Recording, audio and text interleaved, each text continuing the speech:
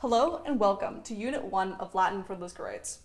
The aim of this channel is to provide a tailored resource for students taking Latin at Lisgar Collegiate Institute. This is the very beginning, Unit 1 of Year 1. The topic of today's video is the general position of the verb in Latin and the verb esse, meaning to be. In English, the verb has a specific place in the sentence that is necessary to preserve its meaning.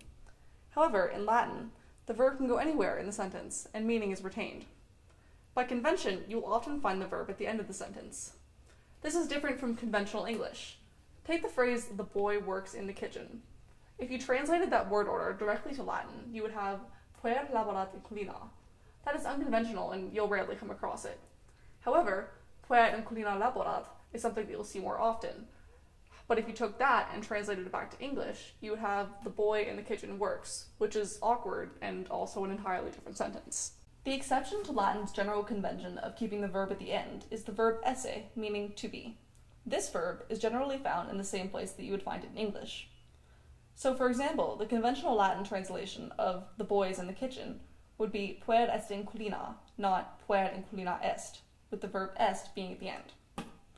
There are paradigms for conjugating verbs in Latin, but esse is a special case. To conjugate esse properly, you need to first understand the grammatical persons. If you speak French, you likely already know these, but here's a review just in case.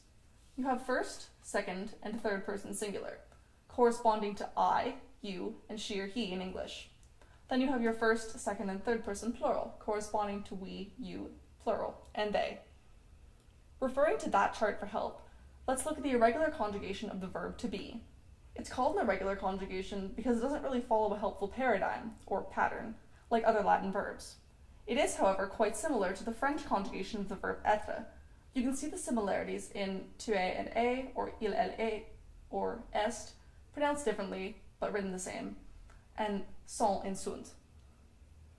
You may notice that in the Latin column, the personal pronouns are not included. In Latin, you will frequently see this verb used without the person specified, because it's implied. For example, sum laetus means I am happy, but the I is implied. You can use the person, as in ego sum laetus, but it's much less common.